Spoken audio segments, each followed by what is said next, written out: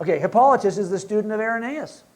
So if we want to know what Irenaeus believed, we can go to him. He wrote a lot. Now, unfortunately, he did get in trouble with the church, the Roman Catholic Church, and they threw him in the mines. He died there. I can't find a student of Hippolytus. So here's where this chain of custody stops. But as it turns out, I can track Paul's teaching through Clement, who's mentioned in Paul's letters, by the way, who became a bishop in Rome and wrote a beautiful letter called First Clement. So I can check it and see what Paul taught him.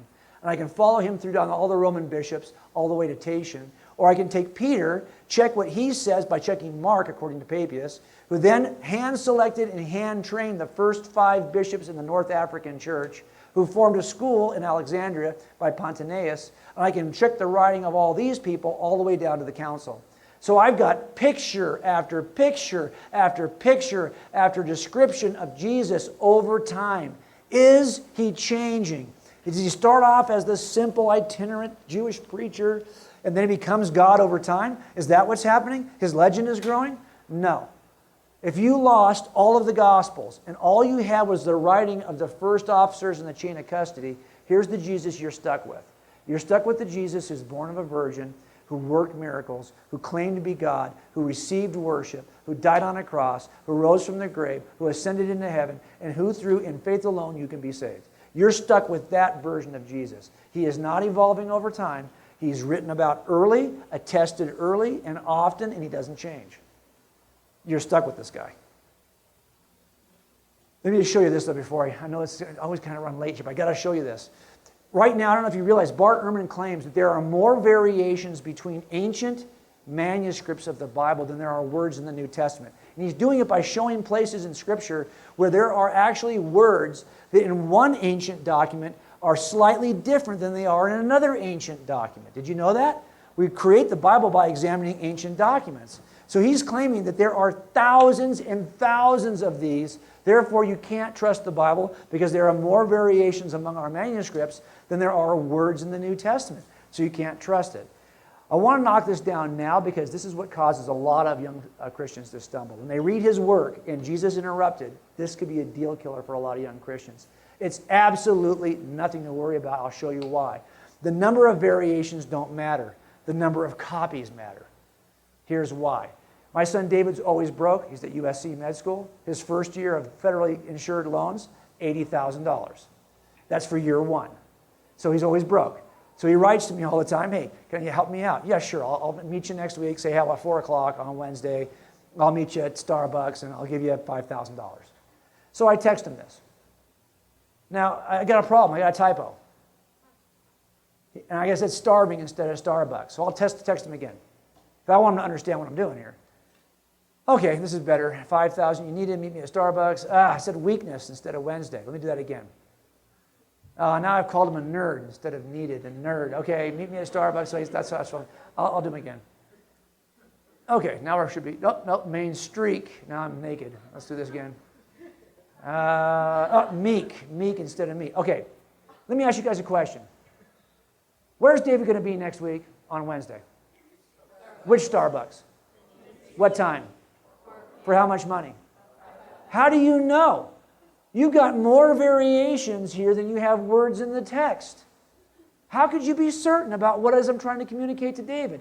You can be certain because now you have enough copies to compare to one another that I don't care how many variations you have, you're able to compare to one another and eliminate them. And if I was not sure that 4 or 5 could get it done, I could send a lot more. These are the documents we compare to one another right now to create our Bible. We have more than enough copies to compare to remove any variations we might find. So don't let anyone fool you with the variation stuff. This is not true. Last area, we got to go. We have 2 minutes. Here we go. Present, verify, accurate over time. Are they biased?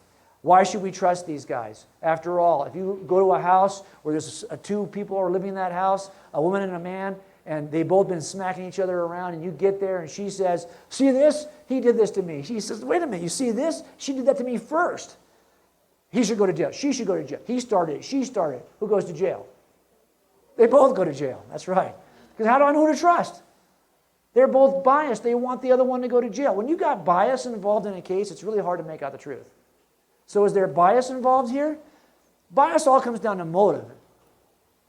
Today it's all about motive, but even 2,000 years ago it was all about motive. There are only 3 reasons why anyone commits a murder. Only 3. They're the same 3 reasons why you ever tell a lie, why you've ever done anything you shouldn't do, why you've ever done anything that you would call a sin. Only 3 reasons.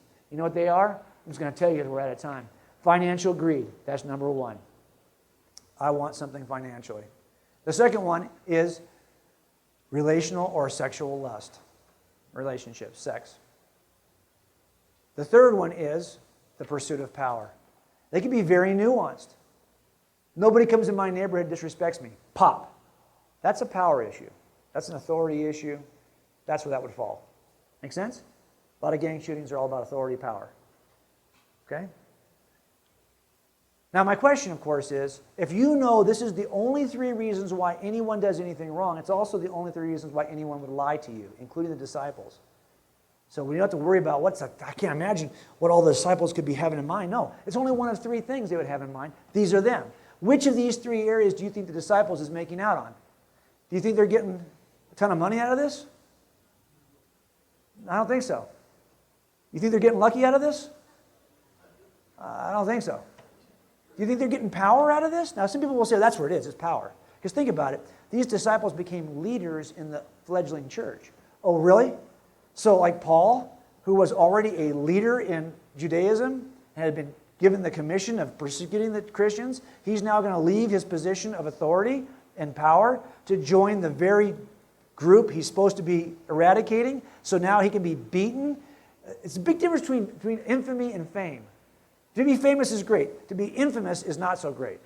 And the leaders of this movement, they all had like a bullseye on their forehead.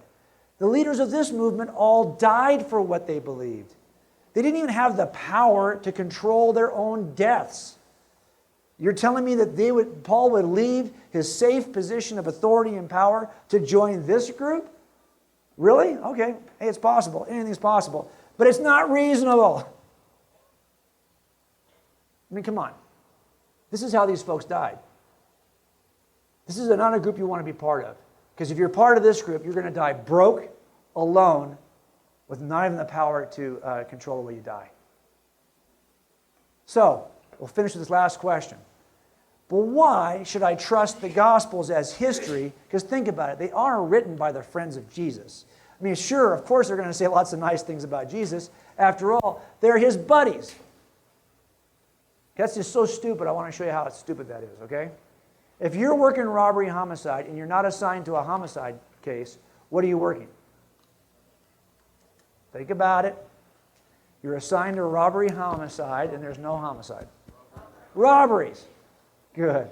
Like this bank robbery, in which this guy comes in and does what's called a simple demand note robbery. It's really easy. You come in, you have a gun and a demand note. You put them both on the counter.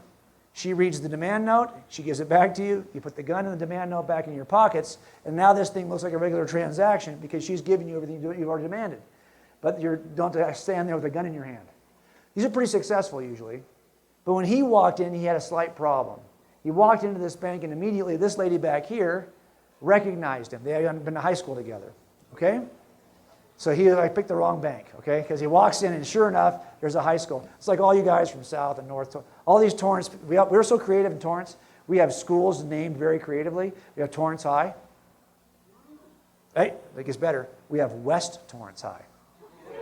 Yeah. We have North Torrance High.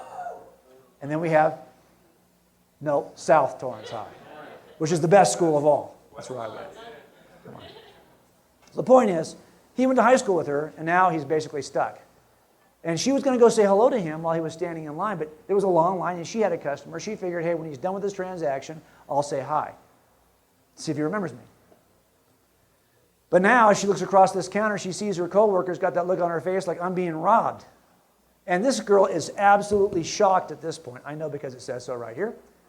And because she's shocked because she's known this guy since they were in high school. Super smart guy, super sweet guy, in student body leadership, great grades, excellent. It's not the whole package, okay? If she was going to make a list of all the people she thought would ever commit a robbery, this guy would be the last on her list. That's why she's shocked. Should I go interview her? I mean, she knew this guy, Robert Smith, when they were in high school. Maybe I should go talk to her, huh? No. No, she'd be a terrible witness. Don't you think she'd be a terrible witness? I mean, after all, she's now convinced that Robert Smith is the bank robber. You might say that she's like a Robert Smithian. You can't ask Robert Smithians about Robert Smith. Could you see how stupid that is?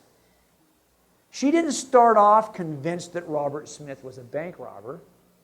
She thought just the opposite. That's why she was shocked. She now has arrived at this conclusion on the basis of observation. She didn't start with a bias. She ended with a conclusion on the basis of observation. Now let's just take about for a second. I think she's an excellent witness, the same way that someone like Matthew would be an excellent witness. Do you think that Matthew started off with a bias in favor of Jesus? No. He's collecting taxes when Jesus says, dude, come with me for a few years, I'm going to show you some stuff. And after 3 years of that nonsense, he's in. He believes it. He's seen it with his own eyes. He's writing a gospel about it. Not because he started with a bias, but because he ended with a conclusion on the basis of observation. Do you see the difference? Big difference. Now we start off with this guy. We said we can't trust him because of all these facts. Now we're going to make the case for the reliability of the Gospels about Jesus in a similar way. There are 4 elements we're looking for reliability. And it turns out we've got all 4 of them in our case with Jesus. Is it written early? We've got good evidence, good reasons to believe that that is true. Therefore, we can conclude the Gospel writers were present. We didn't talk about this section at all. Tonight, Dr. House will talk about archaeology. But there's actually many more categories that I use to corroborate the Scriptures. They're all in the book. But if I'm correct about that, we can conclude they actually can be corroborated. But not only that, we talked about, are they accurate? Have they changed over time? Well, we can examine their changes over time and conclude that no, they're the same. They haven't changed over time. And finally, are they attested by people who were willing to die for what they believe? And by the way, you might be willing to die for what you believe, and it will have no evidential value at all. Lots of people will die for a lie. But these folks actually saw it with their own eyes. If they're going to die for it, that's got huge evidential value. By the way, the first 3 eyewitnesses to the Mormon plates, they didn't die for what they believed. As a matter of fact, all 3 were either chased out of the Mormon church or voluntarily left the Mormon church. When people are willing to walk away from their truth claim and not die for it, there's a good chance it's not true. So the point is, after doing all this work, all these point to the same conclusion. I got a guy who seems to be accurately and reliably described in history. What do I do with this? This is how we make a case for reliability. We build it circumstantially. The same way we made a case in trial. It's the same skill set, folks. And when you're there, now you conclude, well, if I ask these questions of Jesus, can I trust his answers? Yeah, I can trust this is different than the suspect because I've got now good foundation, good reason to trust Christ. We talked about truth, God's existence, and now Jesus. Any questions, bring them to me we'll talk about Mormonism too if you want, at Porch Chat at 6 o'clock. There you go.